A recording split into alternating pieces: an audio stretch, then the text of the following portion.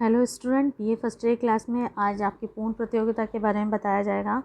पूर्ण प्रतियोगिता क्या होती है? पूर्ण प्रतियोगिता बाजार की वह स्थिति होती है जिसमें एक समान वस्तुओं होती है और तथा उसमें क्रेता विक्रेता बहुत होते हैं, उनकी संख्या ज़्यादा होती है और एक बाज़ार होने पर यहाँ पे कीमत पे ज़्यादा प्रभावित नहीं होती है। इनकी कुछ परिभाषाएं हैं जो स्क्रीन पे आपको दिखाई दे रही हैं, वो परिभाषा लिख सकते हो। जैसे कि जो रॉबिन्सन की परिभाषा है, जब प्रत्येक उत्पादक की वस्तु की मांग पूर्णतः रोजगार होती है तो वहाँ बाजार पूर्णतः प्रतियोगी बाजार कहलाता है। और एक बात और बता दें कि ये एक प्रकार का काल्पनिक बाजार होता है, क्योंकि इसमें यह भी कहा जाता है कि क्रेता और विक्रेता एक दूसरे को जानते हैं। जब इतनी बड़ी संख्या होती है तो क्रेता विक्रेता एक दूसरे को पूर्ण तरीके से नहीं जानकारी होती है, इसलिए इसे काल्पनिक बाजार भी कहा जाता है। तो पूर्ण प्रतियोगिता जो है, दोनों में अंतर देखना पड़ता है कि कौन सी है। तो पूर्ण प्रतियोगिता के बारे में बात करेंगे केवल, और पूर्ण प्रतियोगिता की इसके बाद विशेषताएं आ जाती हैं। विशेषताएं ये होती है, नंबर 1 की क्रेता और विक्रेता का अधिक संख्या में होना, क्योंकि यहाँ पर संख्या जो होती है क्रेता विक्रेताओं की संख्या बहुत अधिक होती है और बाज़ार में अति सूक्ष्म स्थान रखते हैं तथा बाज़ार कीमत को प्रभावित नहीं करता है यहाँ पर। और पूर्ण प्रतियोगी बाज़ार में एक ही बाज़ार कीमत प्रचलित होती है जिसे क्रेता विक्रेता दोनों स्वीकार करते हैं। नंबर 2 है समरूप उत्पादन। जैसे इसमें बताया कि एक ही समरूप होमोजेनियस, यानी कि एक जैसे ही प्रोडक्ट होते हैं। यहाँ पर पूर्ण प्रतियोगी बाज़ार में सभी फर्मों द्वारा उत्पादित एवं विक्रय की जाने वाली वस्तुएं समरूप होती हैं। दूसरे शब्दों में कहा जाए तो एक उद्योग के अंतर्गत कार्य करने वाली सभी फर्में एक समान वस्तुएं उत्पादित करती हैं। एक समान वस्तु का गुण होने के कारण ही पूर्ण प्रतियोगी बाजार में कोई भी विक्रेता उद्योग द्वारा निर्धारित कीमत से अधिक कीमत वसूल नहीं कर सकता, क्योंकि एक ही जैसी होती है। वो ये नहीं कर सकता है कि इसकी कीमत मैं बढ़ा दूं या घटा दूं, क्योंकि कीमत बढ़ाने पर वह अपने सभी क्रेताओं को खो देगा। पूर्ण प्रतियोगिताओं में एक विक्रेता की बाजार दशाओं का पूर्ण ज्ञान होता है और इस विशेषता के कारण कोई विक्रेता वस्तु की अधिक कीमत वसूल नहीं कर पाता। कि यहाँ पे ये कहने का मतलब है कि जो खरीदने वाला आ रहा है उसे पता है कि इस पर्टिकुलर जो प्रोडक्ट है इसकी कीमत इतनी है, अगर वो चाह कर भी उसे बढ़ाएगा तो वो बढ़ा नहीं सकता। नंबर 5 साधनों की पूर्ण गतिशीलता होती है, यानी पूर्ण प्रतियोगिता में उत्पत्ति के जो साधन होते हैं पूर्ण गतिशील होते हैं।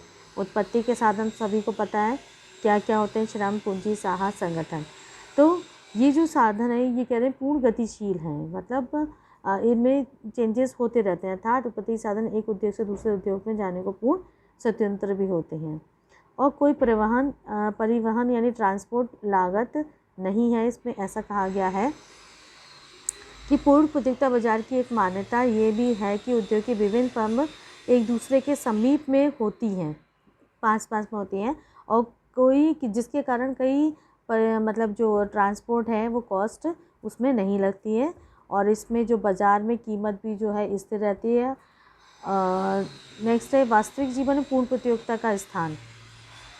ये जो बाज़ार है ये संरचनात्मक व्यवहारिकता से बहुत दूर होता है। इसकी जो पूर्ण प्रतियोगिता की शर्तें इसे अव्यवहारिक और अवास्तविक बनाती हैं। ये तो मैंने आपको पहले ही बता दिया कि ये अवास्तविक हैं, यानी कि ये नेचुरल नहीं होती हैं या ये काल्पनिक होती हैं। पूर्ण प्रतियोगिता की शर्तों के अनुसार वस्तुएं एक समान होती हैं।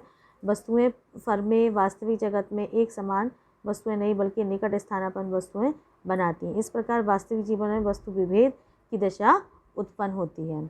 और नंबर 2 क्रेता विक्रेता को सदैव बाजार का पूर्ण ज्ञान होगा, ये आवश्यक नहीं है, ये मान्यता भी अव्यवहारिक है। और उत्पत्ति के साधनों का पूर्ण गतिशील होना, ये मान्यता भी पूर्ण प्रतियोगिता को काल्पनिक बनाती है कि वो सारे साधन गतिशील हैं और उसमें फ्लक्चुएशन नहीं है, ये बिल्कुल गलत है। वास्तविक जगत में एक वस्तु के अनेक उत्पादक नहीं होते वरन थोड़े उत्पादक होते हैं और प्रत्येक उत्पादक वास्तविकता में कीमत प्रभावित कर सकता है, थोड़ा सा भी चेंज करके उसको कीमत में चेंज कर सकता है। जैसे कि आप मान लीजिए पेस्ट आते हैं हमारे मार्केट में, बहुत सारे पेस्ट हैं, टूथपेस्ट हैं या साबुन है या शैम्पू हैं, सारे टूथपेस्ट या साबुन है या पेस्ट है या पाउडर है, बहुत सारी चीज़ें ऐसी होती हैं जो हम रोज़ यूज़ करते हैं।